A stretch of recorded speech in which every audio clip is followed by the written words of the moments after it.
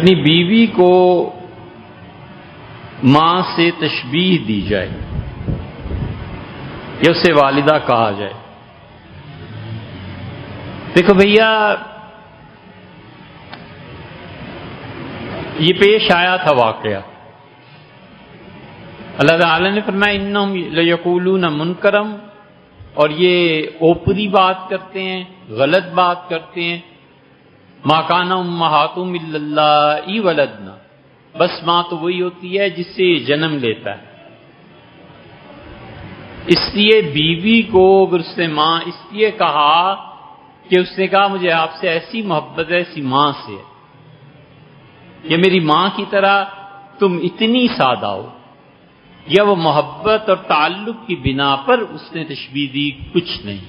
نکاح جگہ پہ قائم ہے، اگرچہ ایسے الفاظ نہ استعمال کرے مگر کوئی فرق نہیں پڑتا. اس نے کہا تم میری ماں، کوئی فرق نہیں. دوسری چیز یہ ہے کہ اس نے بیوی کو کہا تم میری ماں ہو، اور اس کی نیت طلاق کی تھی، فوراً طلاق واقع ہو جائے. تیسری صورت یہ ہے کہ اس نے ماں بہن کوئی بھی تشبیہ دی کہ تم مجھ پہ حرام ہو، ماں کی طرح بہن کی طرح وہ حرام ہو جائے. اور چوتھی چیز یہ ہے کہ اس نے کہا میں اتنے عرصے کے لیے تم میرے لیے ایسے ہی ہو جیسے میری ماں. یہ ہے ظہار، جو چوتھی چیز ہے. اس سے جب بھی کوئی ایسا جملہ کہے گا اس سے پوچھا جائے گا، اس کی نیت کا اعتبار کیا جائے گا. وہ جانے اور اللہ جانے. ہمارے سامنے تو جو چیز ہے وہ یہ ہے، سچ بولتا ہے جھوٹ بولتا ہے، ہمیں کچھ نہیں پتا.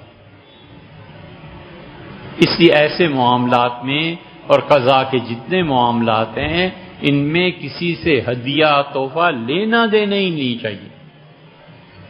یہ مسئلہ سیدنا عمر رضی اللہ عنہ کو پیش آ گیا تھا.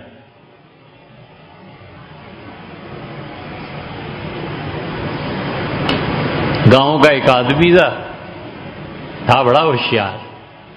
آیا سیدنا عمر رضی اللہ عنہ کو ایک اونٹ کی ران پیش کی. بالمومنین رضی اللہ عنہ قبول فرمائے، اسے دعا دی. اگلے دن اسی کا مقدمہ آ گیا. تو عمر رضی اللہ عنہ سے کہا کہ ہاں بھی تم کو. اس نے کہا امیر المومنین یہ حقائق ہیں اور مجھے کچھ نہیں کہنا آپ سے، صرف یہ کہنا ہے کہ میرا اور میرے مخالف کا فیصلہ بالکل اس طرح الگ کر دیں جیسے اونٹ کی ران کو باقی جسم سے الگ کر دیتے ہیں. سیدنا عمر رضی اللہ عنہ فیصلہ تو کر دیا. پھر اس کے بعد خط لکھا اپنے گورنر وغیرہ وغیرہ سب کو، اور کہا کسی کا تحفہ قبول نہ کرو. تم دیکھتے ہو اس نے مجھے کیا چوٹ کی ہے کہ میں فیصلہ اس طرح کر. اس لیے قضا کے جتنے معاملات ہیں انہیں بڑا محتاط رہنا پڑتا ہے. تو یہ ہے ظہار، کہ اپنی بیوی کو اپنی حرام رشتوں میں سے کسی رشتے سے تشبیہ دے دینا. عورت ظہار نہیں کر سکتی، مرد کر سکتا ہے. عورت کو یہ اختیار نہیں دی.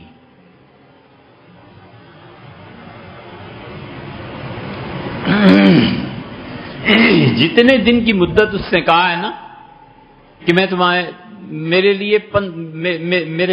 لیے تم 1 مہینے تک ایسی ہو، میرا اور تمہارا 15 دن تک کوئی تعلق نہیں، تم ایسے ہی ہو جیسے میری ماں، جیسے میری بہن، جیسے میری پھوپھی.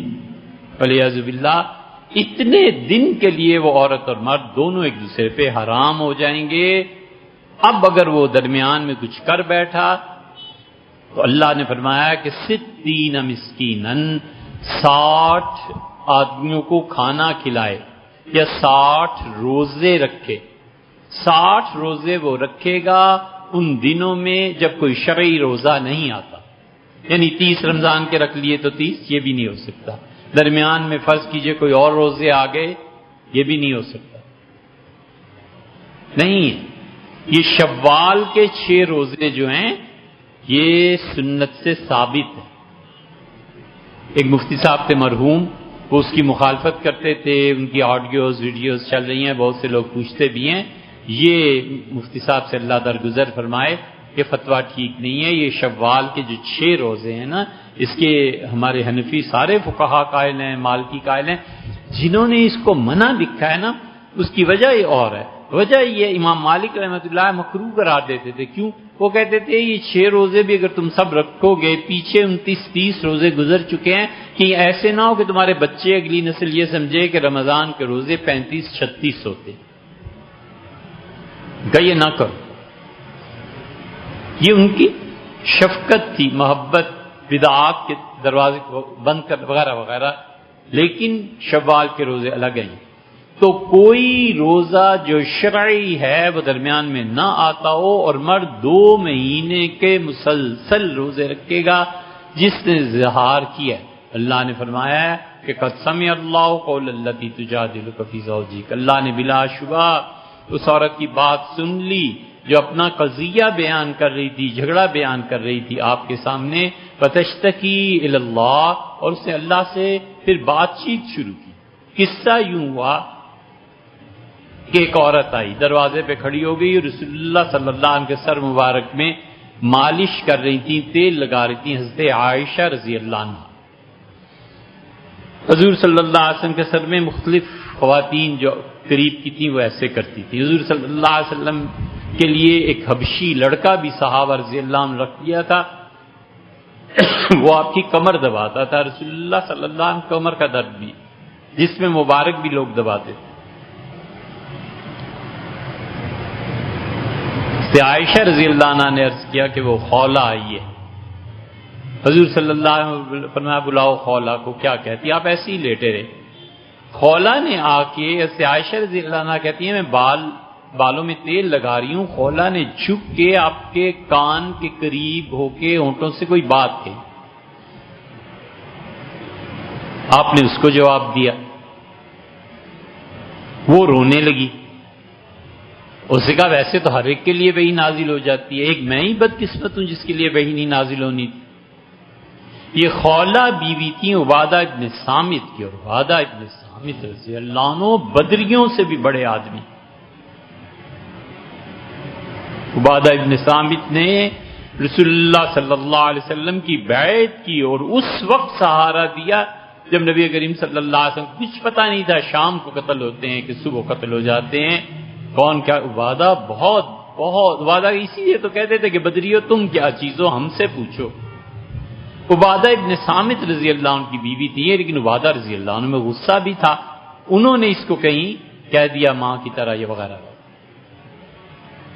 عائشہ رضی اللہ عنہ کہتی ہیں جب وہ رونے لگی میں نے اس کا فکرہ سنا تو لوگوں دیکھو اللہ کی شان، میں جو بالوں میں انگلیاں ہیں وہ نہیں سن رہی، اور رسول اللہ صلی اللہ علیہ وسلم پہ وحی کی کیفیت طاری ہو گئی. میں پیچھے ہٹ گئی، اور اللہ جو کہیں ہے، اللہ جو دور ہے وہ اپنی اس بندی کی سن رہا ہے. دور سے مراد یہ قرب و بعد، یہ لمبے مسئلے. اس سے بہت اچھی چیزیں مولانا قاسم نانوتوی رحمۃ اللہ علیہ کی ہیں. خدا کے لیے قرب کیا اور بعد کیا، اس کے الفاظ اب ملتے نہیں، کیا کریں. اس سے کہا میں حیران رہ گئی وہی نازل ہو گئی، اور اللہ نے کہا قد سمع اللہ قول التی تجادلک، اللہ نے اس عورت کی بات سن لی جو آپ سے آ کے جھگڑ رہی. وتشتکی الی اللہ، اور اللہ کے بارے میں کچھ بات کر رہی تھی. قصہ یہ ہوا کہ اس نے کہا اللہ کے رسول میں عبادہ کو دیکھیں اس کی بچے میرے پیٹ میں رہے اور میں اس کے بچوں کو دودھ بھی پلاتی رہی، میرا جسم بھی اس کے لیے تھا، اور یہ غصے میں اٹھا اور اپنی ماں سے تشبیہ دے. میں اس کی بیوی رہی ہوں یا نہیں رہی. حضور صلی اللہ علیہ وسلم فرمایا اللہ نے کوئی حکم اس بارے میں مجھ پہ نازل کیا. اس پہ وہ روئیں اور کہنے لگی ویسے تو وہی آ جاتی ہے، میرے ہی حکم ایسا تھا. تحاورکما، تم آپ حضور صلی اللہ علیہ وسلم اور وہ عورت جو آپس میں مکالمہ چل رہا تھا، اللہ نے کہا میں نے سن لیا. اور میں کہتا ہوں کہ زہار ہو جائے تو 60 روزے رکھو، مسکینوں کو کھانا کھلاؤ، یا تیسری آپشن، تینوں آپشنز دی ہیں، غلام کی آزادی کی بھی. حضرت عائشہ رضی اللہ عنہ کہتی ہیں میں حیران رہ گئی کہ میں نہیں سن پائی اور اللہ نے سن لیا. یہ خولہ ایک دن ملی سیدنا عمر رضی اللہ عنہ سے. عمر رضی اللہ عنہ سے بہت امیر المومنین، بڑی شان تھی. لوگ بات کرتے ہوئے بڑا فاصلہ رکھتے تھے، یہ بھی تھا. سیدنا عمر رضی اللہ عنہ مسجد نبوی سے نکلے اور اس خولہ نے حضرت عمر رضی اللہ عنہ کہا کہ مجھے ایک بات کرنی ہے. آپ نے فرمایا کہو. اس نے کہا بیٹھ جائیں. آپ نے کہا بیٹھ جاؤ. کہاں بیٹھے؟ آپ نے فرمایا جیسے تم کہو. وہ ایک نالی تھی گلی میں، اسی کے کنارے بیٹھ گئی. امیر المومنین بھی بیٹھ گئے. جب اٹھے ہیں تو وہی ابن کعب نے توجہ، ان کا حضرت آپ کی بڑی شان، بڑا عہدہ ہے، ہر آدمی احترام کرتا ہے، یہ اچھا نہیں لگتا کہ ایک عورت آپ کو راستے میں پکڑ لے اور گندی نالی کے کنارے بٹھا لے اور آپ بھی بیٹھ جائیں. سیدنا عمر رضی اللہ عنہ کا بھائی جانتے ہو یہ خولہ ہے، اللہ نے اس کی بات سن لی تو عمر کیا چیز ہے. نہ اللہ نے اس کی بات سنی. اس خولہ کو رسول اللہ صلی اللہ علیہ وسلم نے بتایا. یہ ہے زہار جسے آپ نے پوچھا ہے. یہ ہوتا ہے کہ وہ سب سے پہلی چیز یہ ہے کہ یہ واقعہ رسول اللہ صلی اللہ علیہ وسلم کی زندگی میں پیش آ گیا تھا. سلمہ بن صخر نے اپنی بیوی سے زہار کیا. انہوں نے کہا پورا رمضان تم میری بیوی نہیں ہو، میری ماں ہو، ماں کی طرح. سلمہ ابن صخر رضی اللہ عنہ جوان تھے، بس کہہ گئے. 15 دن جب گزرے تو انہوں نے اپنی بیوی سے قربت اختیار کی اور پریشان بھی ہوئے اور رسول اللہ صلی اللہ علیہ وسلم کی خدمت میں حاضر ہوئے اور عرض کیا کہ اللہ کے رسول یہ ہو گیا ہے، میں کنٹرول نہیں کر سکا. غربت بھی تھی تو رسول اللہ صلی اللہ علیہ وسلم نے حکم دیا کہ جاؤ اور ایک غلام کو آزاد کرو. ان کا اللہ کے رسول میرے پاس کہاں سے غلام؟